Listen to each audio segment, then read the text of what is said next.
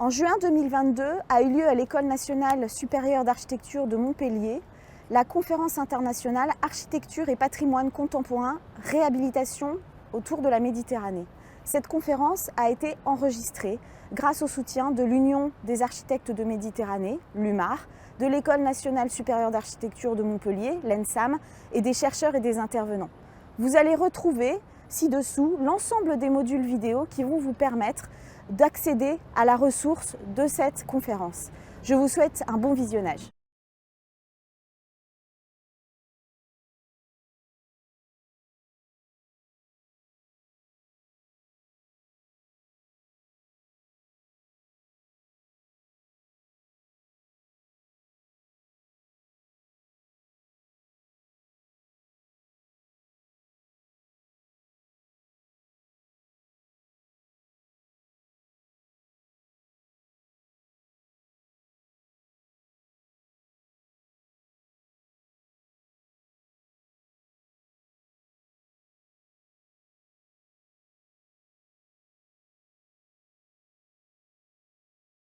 Bon, en mon nom et au nom de Philippe Vigneault, bien entendu, nous vous remercions effectivement pour pouvoir vous présenter ce projet de réhabilitation. On appellera ça un projet de restitution de l'œuvre, non pas de restauration, parce qu'il y a forcément eu des modifications. Donc on n'est pas dans la restauration pure. Mais pour nous, 60 ans après la construction de ce bâtiment, il a été construit en 62, aujourd'hui en 2022, donc il y a un peu comme ça des décennies qui se sont passées. On est content de rendre hommage à Paul Bossard, surtout, et à son travail. Et je voudrais surtout peut-être réfléchir avec vous sur les conditions d'émergence des projets, que ce soit souvent d'ailleurs les projets de construction, que des projets ensuite de réintervention sur le patrimoine. Donc je pense qu'il n'y aura pas tant d'images, mais qu'il y aura surtout effectivement une réflexion sur effectivement ces conditions d'émergence de projets, des possibles, comme on dit.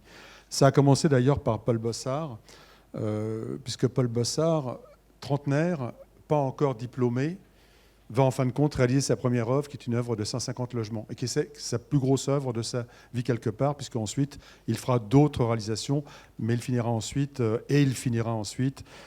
professeur à l'école d'architecture de Lille. Alors c'est une rencontre, et c'est souvent comme ça les projets. Ce sont des rencontres, on parlait de programmes, mais ce sont aussi des rencontres entre des hommes. Il a 30 ans, il approche Benjamin Kaplan, qui est le directeur qui est bailleur social. Et en fait, il vient pour faire une construction de 50 logements dans le cadre, effectivement, du besoin de logement qu'on a à faire en France dans les années 60. Il y a un très gros besoin. Voilà. En fait, ils se rendent compte qu'ils ont des visées qui sont très proches. Ils ont des visées humanistes vraiment très, très importantes. Et il va repartir avec une commande ferme d'un marché unique et total pour faire 550 logements sur 5 hectares. C'est simplement, je crois, la convergence de deux âmes qui se sont constituées, qui avaient des visions identiques, et la confiance qu'a mis effectivement le bailleur pour pouvoir effectivement faire émerger ce jeune architecte qui avait très peu de construction derrière lui et qui va réaliser cette opération qui est évidemment magnifique. Alors le terrain, on le voit, Bossard est un moderne. Et en même temps, il prendra du recul avec les concepts de la modernité. Et on le voit déjà sur ce plan. Alors ce plan est un peu flou, je suis désolé, en petit, ça passait plus fin. On voit ce territoire donc, qui est ramené pour l'aire sur lequel il va travailler, à peu près 3 hectares 5, excusez-moi, 3 hectares 5, 35 000 m². Et il va installer 10 bâtiments comme ceci, sachant que ce terrain, c'est une ancienne carrière. Il y a une dénivelée de plus de 10 mètres entre la partie sud et la partie nord. Et il installe donc les bâtiments dans la plus grande pente.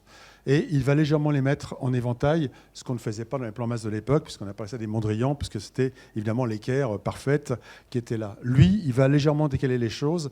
On voit des installations qui pourraient pas se faire penser peut-être aussi à d'autres architectes qui étaient à la fois des modernes et qui avaient ce petit décalage par rapport au mouvement moderne pur. C'est important de le dire. Donc 550 logements.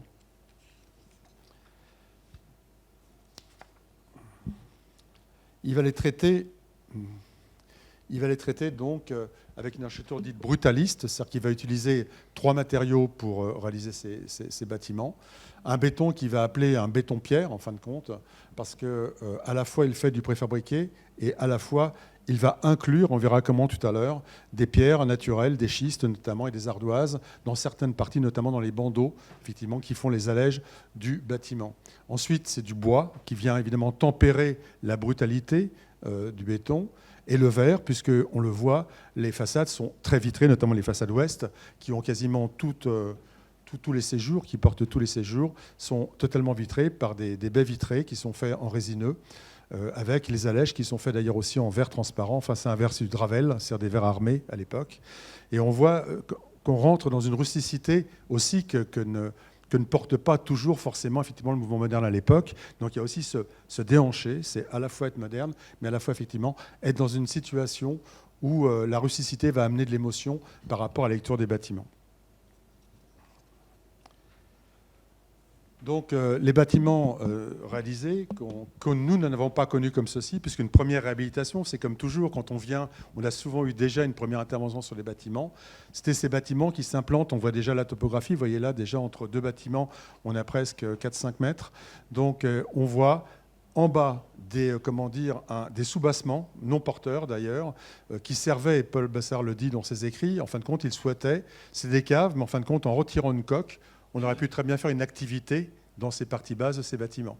Donc il y a cette réflexion aussi tout de suite de la mutabilité possible du bâtiment, en laissant ces coques que vous voyez là, qui étaient normalement les caves. Bon, nous, quand on les a rencontrées, les caves avaient été supprimées parce qu'en logement social, évidemment, ça pose souvent des problèmes, mais ces coques étaient là pour pouvoir éventuellement être évolutives par rapport à l'évolution du bâtiment. Ensuite, ce qu'on constate, et sans être trop descriptif, c'est effectivement ce travail d'architecture et d'architectonique par les différents composants du béton, donc tous ces bandeaux acrotères qui sont avec des inclusions de pierre et de schiste, les trumeaux qui sont faits en béton cannelé, et ensuite, entre les deux, tout ce travail de menuiserie, très riche, bien entendu, avec les angles aussi ouverts, donc aussi casse la massivité des bâtiments, on le voit très bien sur la partie gauche, et des occultations qui sont des stores, avec des couleurs primaires, comme à l'époque, évidemment, les modernes aussi les utilisaient. Alors évidemment, nous sommes intervenus et nous avons été chercher la restitution, je le dirais, et quand je vois cette image, plutôt que de la décrire, je veux aussi dire aussi comment et dans quelles conditions on a été amené à pouvoir intervenir et faire ce résultat. Et j'ai envie de dire aussi, c'est à nouveau une nouvelle rencontre. Lorsqu'on a travaillé, on a rencontré une personne qui s'appelait Alain Gaonac, qui était le directeur général de la SAGECO, et qui avait ce coup de cœur et cette vision effectivement patrimoniale de ce patrimoine dont il héritait lui en tant que directeur. Il avait conscience aussi que Benjamin Camplan, c'est sa première opération très importante, et donc il ne souhaitait pas défigurer quelque part l'image du père, quelque part, et il est de suite, on a eu effectivement cette lecture commune de dire attention, on va intervenir sur un patrimoine qui est d'exception. D'ailleurs, il est quasiment unique dans cette forme-là, puisque, encore une fois, Bossard n'en a pas construit beaucoup d'autres. Et donc, on a communié, si vous voulez, ensemble sur une volonté. Et puis, il y a aussi une autre condition, c'est que ces bâtiments, en fin de compte, étaient chauffés, et ce qui est un peu paradoxal pour le coup, mais c'est de la modernité dans les mauvais travers, par de l'air pulsé, qui se trouvait dans les bandeaux, vous voyez, à l'intérieur, ça créait une banquette, et de l'air pulsé, qui était amené par un échangeur sur une chaufferie centrale dans une tour qui était à côté, chauffait les bâtiments, en passant d'un bâtiment, d'un logement à l'autre. Plusieurs bâtiments dans le quartier étaient chauffés de la même manière, et il y a eu un incendie un jour très important qui fait que ça a été dramatique, et directeur, évidemment, SAGECO a dit tout de suite, stop, il faut arrêter ce système de chauffage qui est évidemment dangereux, qui d'ailleurs n'est plus aujourd'hui autorisé, évidemment, parce qu'il faut des coupes-feux entre chacun des bâtiments. Il s'avère que les conduits pulsés étaient entièrement enrobés d'amiante, puisque l'amiante est fibrée, permettait évidemment d'assurer l'étanchéité des conduits de chauffage. Et donc, en milieu habité, il était absolument impossible de pouvoir supprimer ces conduits, fermer les coupes-feux, ce qui a amené la maîtrise d'ouvrage à prendre la décision de faire en milieu dit vide et non pas en milieu habité. On est là nous intervenons, nous, RVA, sur l'architecture du quotidien. Il faut bien comprendre ça, si vous voulez. Donc, à chaque fois, à l'intérieur, c'est habité. Il y a des habitants à l'intérieur. Donc, pour les bailleurs, c'est extrêmement compliqué d'engager ces opérations-là. Donc, il s'avère que là, on est intervenu sur des bâtiments qui sont vides. Et c'est important, puisque, d'ailleurs, ça a été déjà évoqué dans d'autres opérations, si vous ne voyez pas d'intervention en thermique sur l'extérieur, c'est en milieu vide, on a pu intervenir sur l'intérieur pour retrouver effectivement une qualité énergétique sur chacun des bâtiments. Je prends un peu de temps pour le dire, parce que plutôt que d'être descriptif du projet, je pense qu'il faut vraiment comprendre dans quel cadre on peut faire certaines opérations. C'est ce que je voulais préciser. Donc, on voit ici qu'on a pu restituer les bétons, les menuiseries. Alors, je ne sais pas, pardonnez-moi. Donc, on retrouve ici un détail. Donc, les menuiseries sont refaites à l'identique. Aussi, pareil, pour dire aussi la difficulté qu'on peut avoir quand on travaille avec des bailleurs sociaux, c'est que déjà faire des mesures en bois pour un bailleur social, c'est pas simple. C'est pas simple. Il faut prouver la pérennité.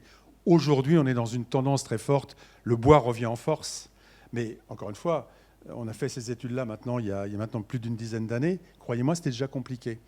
Les occultations que vous voyez là, uniquement pour les pièces diurnes qui sont des sunscreens, donc c'était uniquement pour les séjours. Pareil, des toiles pour des bailleurs sociaux, ce n'était pas simple en milieu habité. C'est pareil, parce que ça semble fragile. Donc c'était à chaque fois des quêtes qu'on devait avoir. Ça a pris, des fois des mois pour faire accepter par les services de gestion, effectivement, le fait de pouvoir mettre non pas des volets roulants classiques, mais des sunscreens qui sont des toiles, évidemment, plus sensibles, si vous voulez, à l'aménagement. Il s'avère que dans le temps, on a très peu de dégradation sur les stores, et donc ça a été validé. Mais je prends du temps à ça, parce qu'on peut effectivement dire, oui, les images sont jolies, mais ce que je veux faire prendre conscience, c'est le travail qu'on doit faire et la condition dans laquelle on doit pouvoir aboutir pour effectivement faire accepter aussi, en programmation justement, les ouvrages qui correspondent à la restitution du bâtiment. Sur les bétons, donc là on voit une partie de ces bandeaux, tout était préfabriqué. Et aussi l'exception de Bossard, c'est que toutes les pièces de façade sont préfabriquées. Généralement, quand on préfabrique, c'est la face moulée que l'on met à l'extérieur. En fait, là vous voyez que ce n'est pas la face moulée. Bossard avait à la fois la modernité de la préfabrication, et en même temps, il avait la pensée artisanale en disant, pour donner de l'humanité à ce bâtiment, je vais demander aux maçons, lorsqu'ils posent ces éléments-là, de jeter des pierres dans les parties moulées qui viennent d'être faites. Donc tout ce travail, en fait, c'était les maçons qui jetaient dans la pièce qui avait été préfabriquée des éléments de schiste qui, effectivement, redonnaient une unicité, quelque part, à chacune des pièces. C'est ça qui est assez étrange dans ce mélange, qu'on a vraiment un vrai moderne, et en même temps, on a un artisanat qui donne vraiment effectivement cette qualité plastique au bâtiment. Et on retrouve les gargouilles qui sont quasiment corbuséennes, qui montrent évidemment la culture moderne de Bossard. Les logements, c'est pareil, sont tout à fait de filiation corbuséenne. Les entr'axes de voile font 3,30 m, donc les logements font 3,30 m, 15 mètres de profondeur. Donc on a les cuisines toujours en second jour, et on a la partie centrale qu'on ne peut pas éclairer, toutes les commodités du logement. C'est-à-dire les toilettes, la grande salle de bain, des placards avec des petits crobards où on voit que la femme, évidemment, parlez-moi à l'époque, c'est la femme qui fait le repassage et qui repasse dans cette sorte d'office qui se trouve au centre du logement. Donc on est vraiment sur une filiation corbusienne au point même d'avoir on le voit là d'ailleurs, des cloisons qui sont coulissantes comme le Corbusier et qui fait qu'on a la cloison des 2 enfants qui peut se rétracter pour avoir la petite aire de jeu contre la façade. Il a ça aussi à l'intérieur. Donc on voit bien que c'est, encore une fois, la filiation, et même là on le voit sur de garde-corps qui n'existera pas d'ailleurs dans la réalité, est quasiment corbuséen aussi.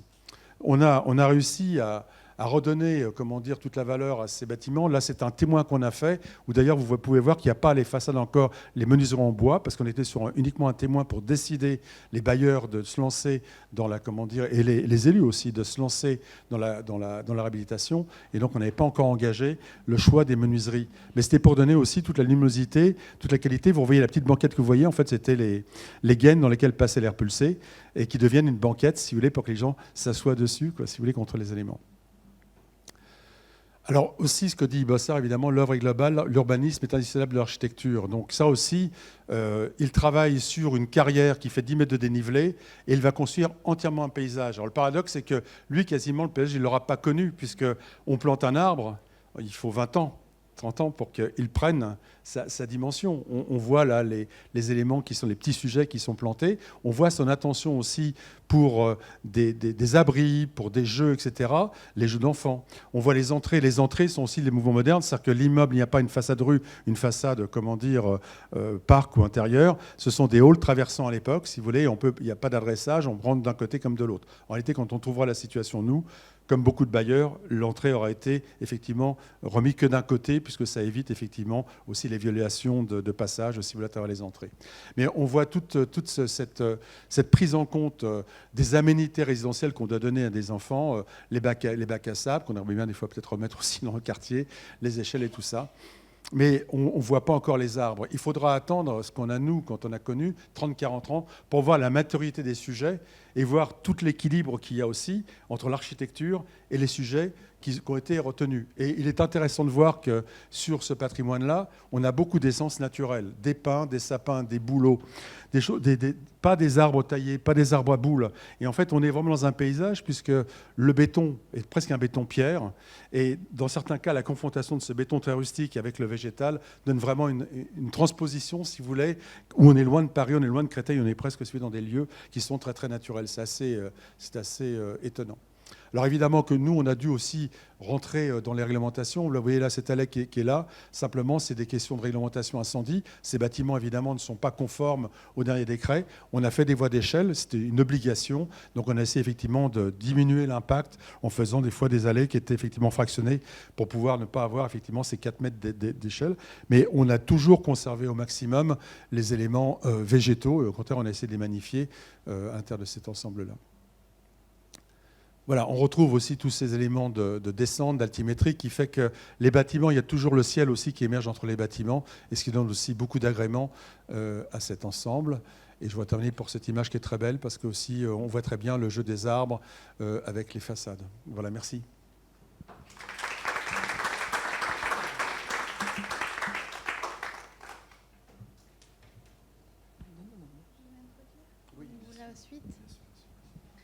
Merci beaucoup pour ce récit sincère, aussi de raconter aussi un peu les frustrations dues aux contraintes et de parler aussi, d'assumer que parfois il faut faire aussi des compromis.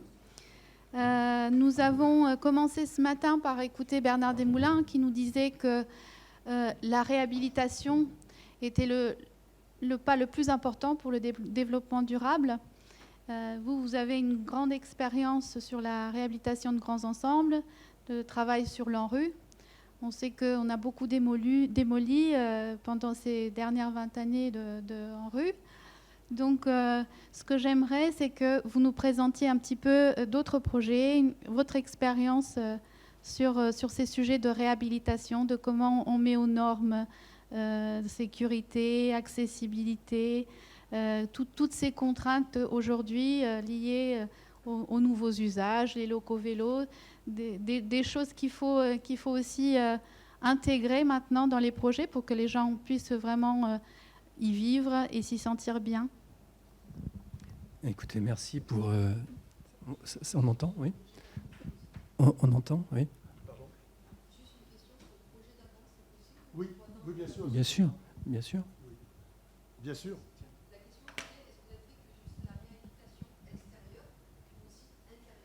Non. On a effectivement, pour tout dire, les bâtiments ont été entièrement curés.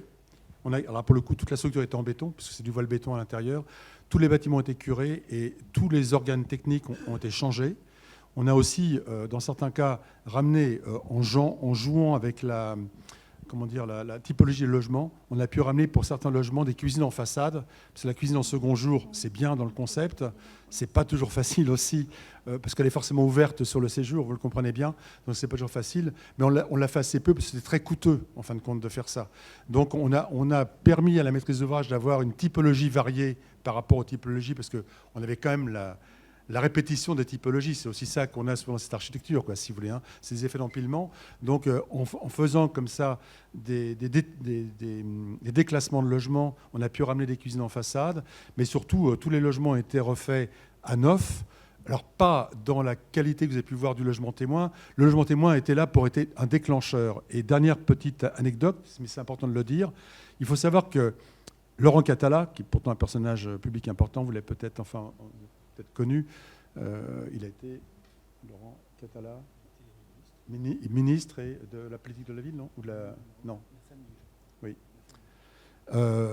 Qui est maire de Créteil, était pour un instant opposé à cette réhabilitation. Il voulait la démolition des Bleuets. Parce que cette architecture... Mais on ne peut pas le dire comme ça. Voilà, il ne faut pas le dire comme ça. Parce que d'abord, un maire, il vit le côté social. Parce qu'on est là on est sur l'architecture sociale, quelque part.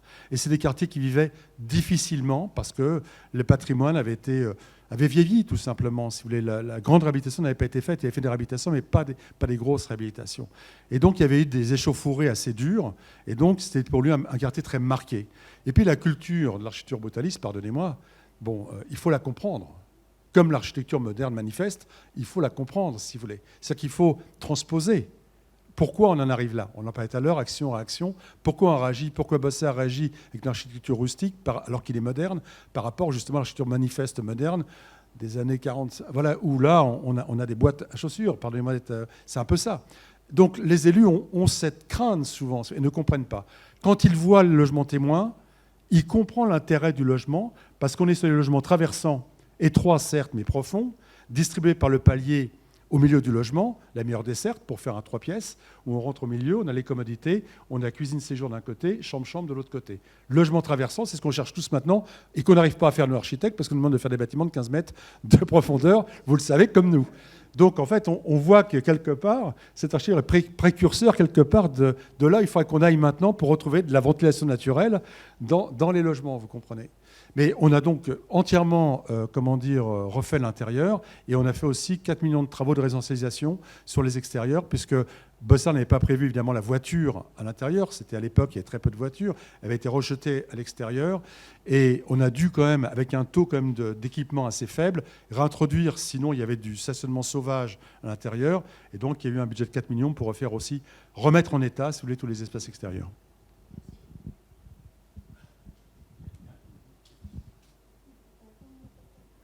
Est-ce que ça peut attendre? Ah, vous voulez en parler?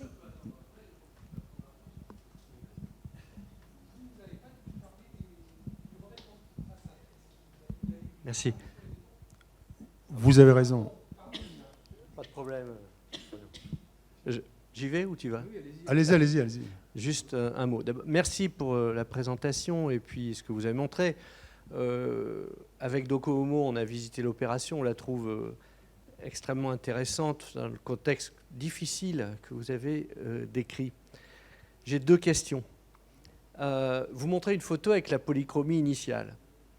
Finalement, la question de la polychromie, on peut la juger que ce n'est pas la question a priori la plus dure à traiter.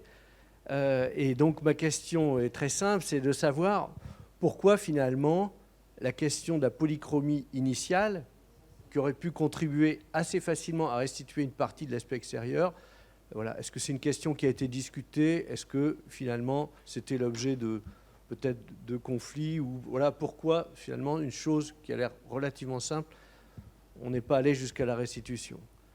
Et puis l'autre question, c'est qu'il y a un bâtiment qui a été démoli. Et finalement, vous qui, quand même, je trouve, parlez extrêmement bien de la valeur de l'ensemble, du paysage qu'elle forme, etc. Est-ce que c'est un regret pour vous ou pas? Voilà. Je vais répondre à la première, Philippe répondra à la deuxième, parce que ça croise un petit peu les problématiques auxquelles on est confronté tous les jours. Alors, j'ai bien dit, on n'a pas fait de la restauration. D'abord, je ne suis pas architecte du patrimoine, ni Philippe d'ailleurs. Donc on ne veut pas usurper, si vous voulez. On fait attention au titre, on fait attention à ça. Nous sommes que de modestes architectes, si vous voulez, du quotidien. Donc on ne peut pas parler de restauration lorsque de toute façon les bâtiments ont déjà été transformés et qu'on ne les a pas ramenés dans leur état originel. Donc pour moi, ce n'est pas une restauration, si vous voulez. Par exemple, les halls traversants dont je parlais tout à l'heure, la maîtrise d'ouvrage ne le voulait absolument pas parce que, vous savez très bien, c'est souvent des sources de conflits. Les gens traversent ces logements-là, enfin, vous savez ça comme nous.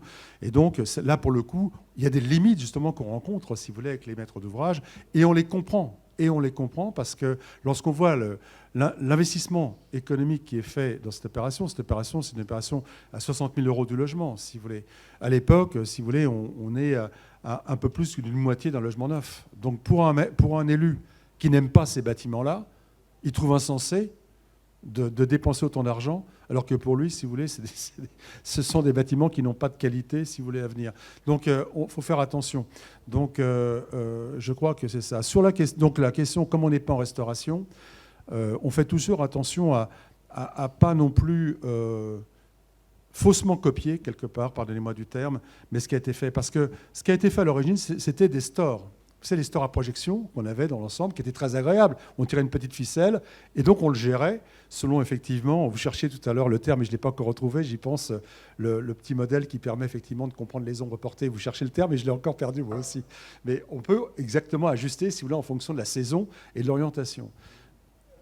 Les lieux, donc voilà, merci, c'est ça. Vous cherchiez, moi aussi je cherchais tout à l'heure. Donc évidemment, le petit store était très pratique parce qu'en fonction de la saison, on faisait descendre. Ça, ce sont des objets très fragiles, si vous voulez. Et honnêtement, si les gens qui habitent le logement n'ont pas cette conscience, effectivement, et je ne porte pas de jugement sur les gens, croyez-moi, ça fait maintenant 40 ans qu'on arrive dans les quartiers avec Philippe, donc j'ai aucun jugement sur les habitants, c'est très important. Mais ce n'est pas forcément des équipements auxquels les maîtres d'ouvrage sont sensibles, parce qu'en termes de gestion, ça devient assez compliqué.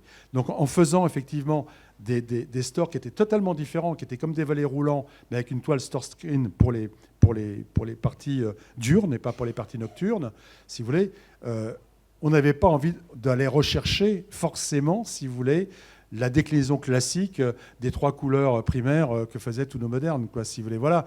Donc là, effectivement, on fait ce pas de côté parce qu'on n'est pas en plein dedans, quoi. Et c'est bien que vous disiez ça, Richard, parce que c'est ça dont il faut parler, quoi, si vous voulez, c'est ça dont il faut parler. La deuxième question qui était posée. C'est la moins sympa des deux questions, là. Comment vous répondre? Je vais vous répondre par un entrechat.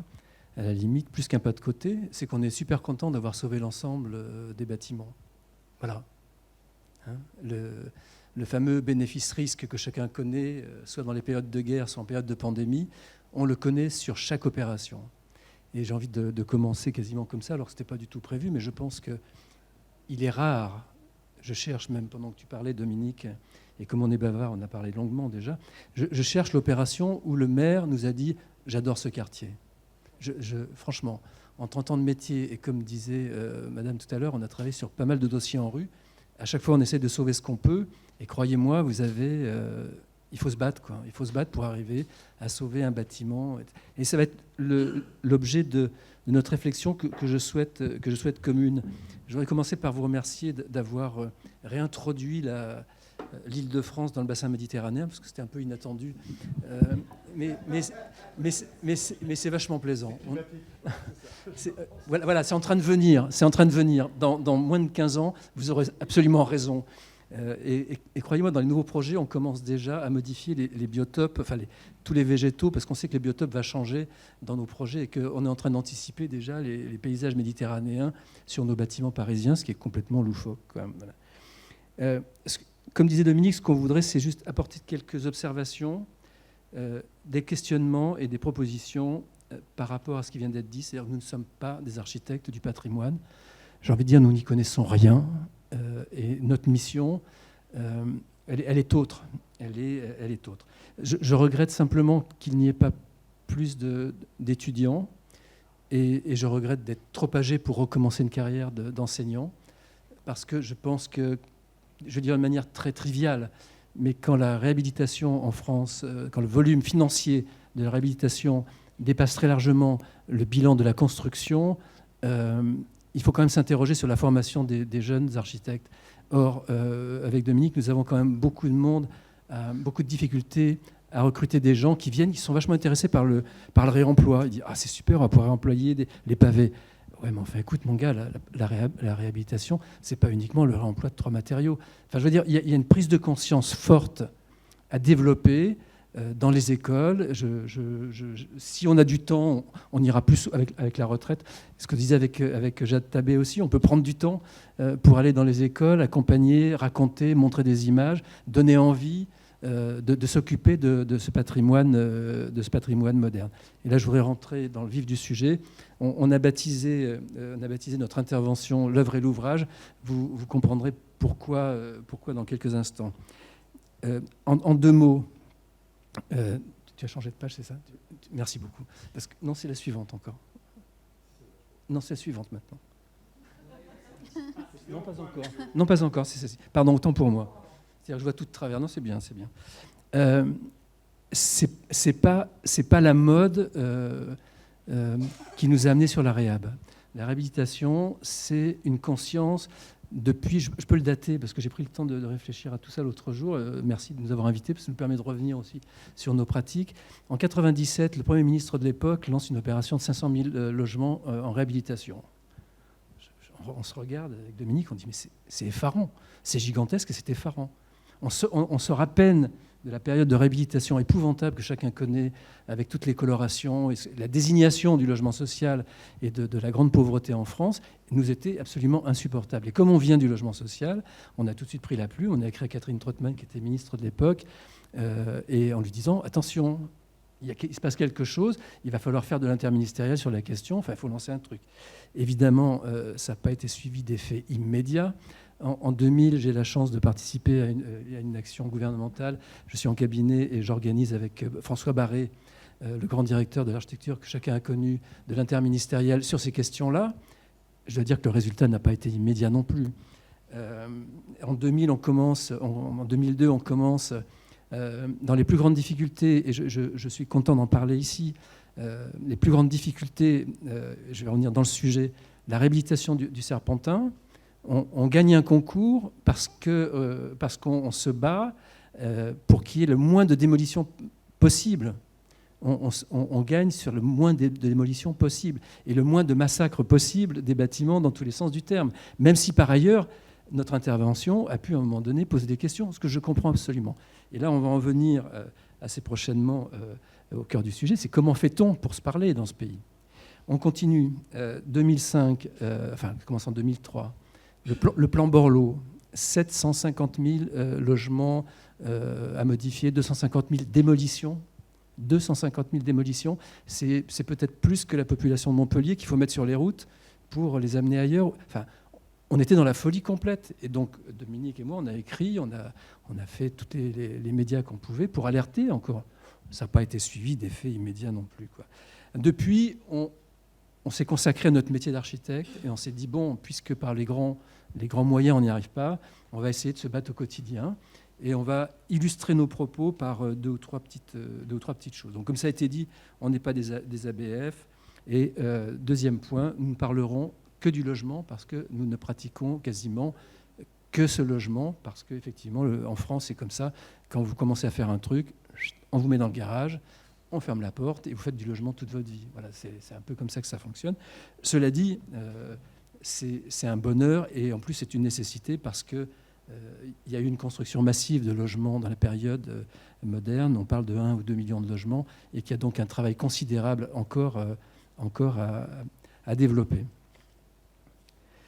Notre engagement, il est construit, on l'a dit, sur le logement social, contre la démolition. Puis petit à petit, la question du patrimoine est apparue, assez violemment en notre égard parfois même d'une manière un peu injuste sans doute.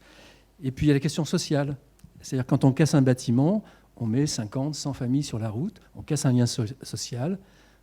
D'un point de vue du bilan carbone, on est absolument dramatique parce qu'il faut refaire du béton, il faut aller chercher du sable, on met les camions sur la route, on fait de la poussière, on fait du bruit. Bref, il y a une espèce de cohérence assez forte à travailler socialement, culturellement, politiquement, économiquement et d'un point de vue environnemental sur la question de la réhabilitation du logement social. L'image suivante.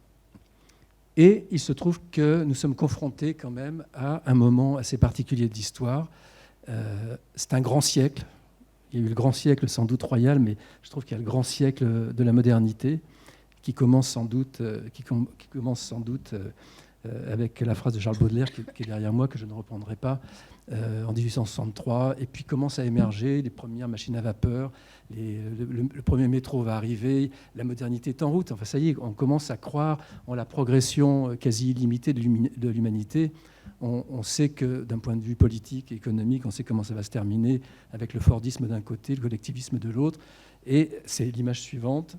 Les années 60, 68 en France, en Tchécoslovaquie, aux États-Unis aussi, la remise en question d'un certain nombre de choses que je viens de nommer et l'émergence de l'individu par rapport au collectif.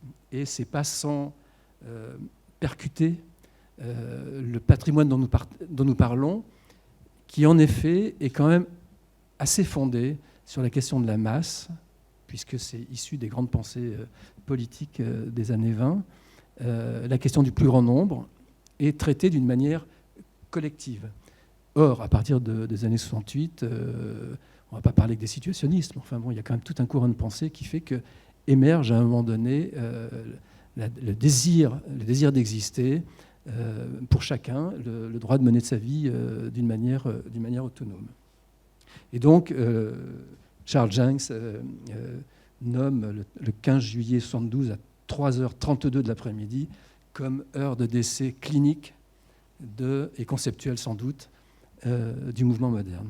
Image suivante, pour vous montrer à quel point on ne peut être omniscient et on n'a aucune prétention d'ABF, tant le kaléidoscope de ce siècle est complexe.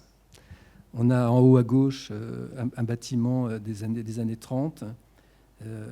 Ensuite, à côté, on a l'URSSA, avec une modernité extrêmement maîtrisée, et un engagement politique aussi fort du personnage. Ensuite, il y a quand même cette espèce d'énorme rupture de la guerre où on démolit plus qu'on construit. La reconstruction recommence et on a les années 60, avec notamment Bossard, dont on a parlé. 70, Ayo, les tours-nuages, avec, on pourrait en parler longuement, avec cette question, justement, il porte bien cette volonté de sortir du collectif et de faire en sorte, il le dit dans ses mots à lui, de ne pas aligner les fenêtres parce qu'il ne veut pas qu'au même moment, tout le monde sache que je fais la même chose que mon voisin, ma cuisine, ma salle de bain, etc. Et donc, il y a une espèce de poésie qu'il met en œuvre comme ça, qui est une poésie sociale finalement, et il se définit lui-même comme le poète de l'anti-angle droit, évidemment en référence à l'ouvrage de Corbu. Et puis il y a les années 80, on a déjà parlé de Turnover tout à l'heure, on en a parlé hier soir ensemble, Jade. Turnover qui est aussi un personnage extraordinaire qui... en fait, tous les gens dont nous parlons là, à un moment donné, se sont opposés d'une certaine manière au SIAM et au Grand Ensemble. Et c'est assez curieux de voir que ces contrats-là de réhabilitation nous échouent aujourd'hui, parce qu'en fait, le cœur du Grand Ensemble, il n'a pas forcément cette homogénéité qualitative. Ça pourra faire l'objet peut-être d'une autre séance plus tard. Que peut-on dire de la masse du logement social ? Là, nous avons la chance de travailler sur des sujets d'exception. Et Turnover a largement participé dans les années 60 à l'émergence justement du droit à la différence, du droit à vivre sa vie et de sortir du Grand Ensemble. Avec Jean Renaudy, ils inventent un autre rapport à la cellule qu'ils veulent faire courir dans la ville. Enfin, c'est complètement autre chose. Val-de-Reuil, c'est aussi, Gérard Turnover, c'est l'anti-Grand Ensemble, c'est l'émergence de la ville nouvelle. Donc voilà, on bascule et pourtant on continue à avoir une écriture parfois un peu moderne. Et le pompon de la pomponnette, évidemment, c'est le centenaire de la naissance de Le Corbusier, qui est fêté par le concours de Dubuis-Lotte du bâtiment, qui essaie de reprendre le langage de Corbu et l'immeuble villa. Donc voilà, grande diversité typologique. La réhabilitation, c'est aussi une grande diversité de situations, une grande diversité sociale, une grande diversité d'état des bâtiments. Donc il n'y a aucune règle que l'on peut dupliquer. Et pour autant, nous avons 3 attitudes principales, j'ai envie de dire, par rapport à ça. Et là, je reviens sur la question de l'œuvre et de l'ouvrage. Un peu comme on essaye de singulariser le maître d'œuvre par rapport à son maître d'ouvrage, on essaie aussi de comprendre des choses de cette manière-là. L'œuvre architecturale qui passe à travers un ouvrage, c'est quand même, d'un point de vue artistique et d'un point de vue conceptuel, tout à fait spécifique, d'autant que l'ouvrage est une œuvre par destination, un peu comme on dit, une arme par destination. C'est-à-dire qu'une œuvre architecturale de logement, que peut-on dire de l'état de cette œuvre quand l'ouvrage ne correspond plus à son œuvre, d'une certaine manière ? C'est-à-dire quand le logement On parlait du Serpentin il y a 2 secondes, mais on pourrait parler d'autre chose. À un moment donné, le logement, il devient inhabitable, parce qu'avec des salles de bain de 3 mètres carrés, 4 mètres carrés, avec le sabot, il faut enjamber la cuisine pour aller dans... Enfin bref, à un moment donné, ça n'est plus habitable. Et donc, ne viennent là que les gens qui ne peuvent pas aller ailleurs. Et donc là, on commence à entrer dans la contradiction, dans la complexité. On voit bien que la question de l'usage, de l'attractivité, de l'habitabilité du bâtiment commence à être une problématique forte.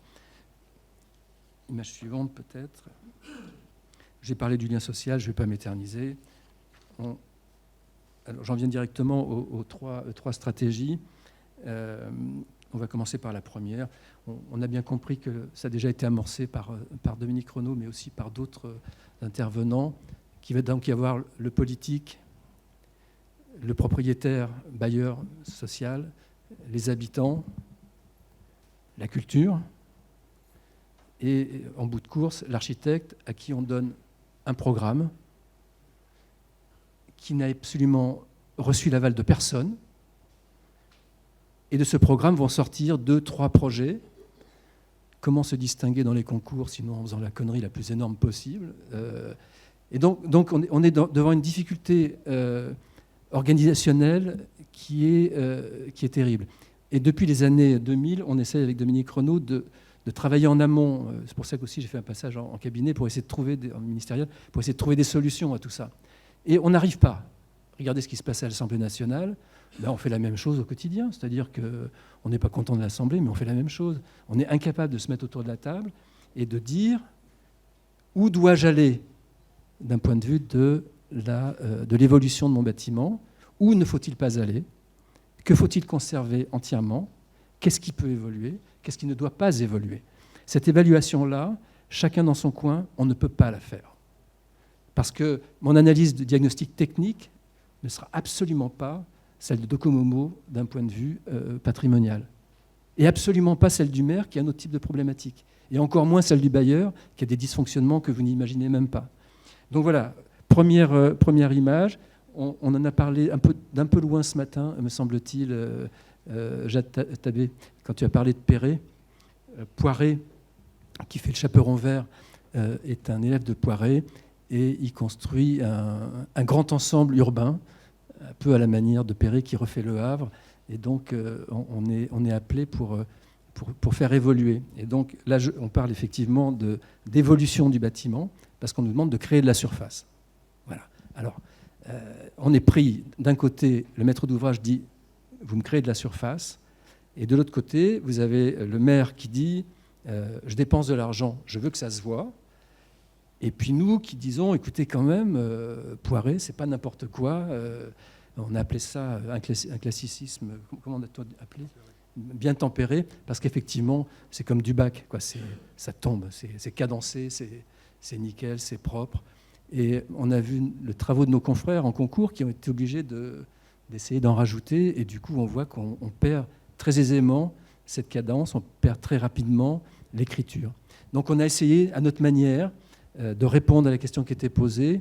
Et donc, dans un bâtiment très contenu, très, très classique, on reprend les trames exactement, d'installer ce qu'on nous a demandé, c'est-à-dire augmenter les séjours, rajouter une chambre, etc. Voilà. Donc, première, pas posture, mais première obligation de situation qui est l'évolution. Une deuxième, qui nous échoua aussi, qui, encore une fois, peut déplaire à la culture, aux ABF, à la DRAC, à Docomomo ou à d'autres, parce que le maître d'ouvrage, avec le maire, lance un concours sur la réhabilitation thermique et la réinterprétation artistique. Alors, qu'est-ce qu'on fait ? On ne répond pas, ils ont les mains blanches, mais ils n'ont pas de main, on ne répond pas au concours, ou bien on répond au concours et on prend des risques. Voilà, donc, en l'occurrence, la desquamation des tours d'Émile Aillot est inéluctable, ça tombe, on ne sait pas l'arrêter. Le labo des ABF travaille dessus, mais ils ne savent pas faire pour l'instant.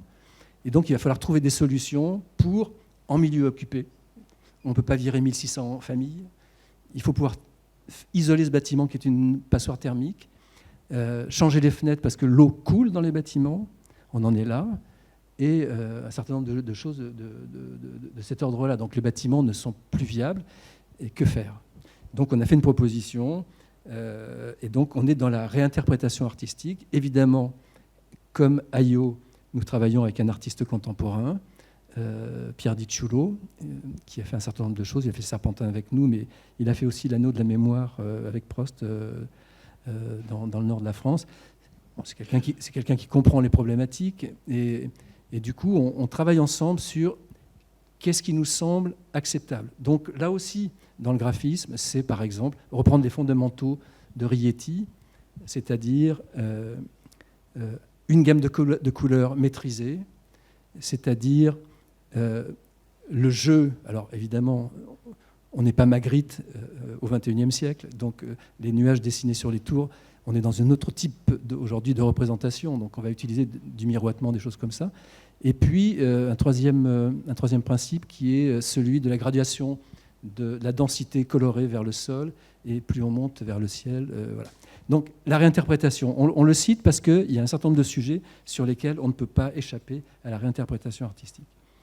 La troisième, elle est plaisante, elle n'est pas souvent possible, mais elle est plaisante pour tout le monde, du coup, c'est-à-dire la restitution.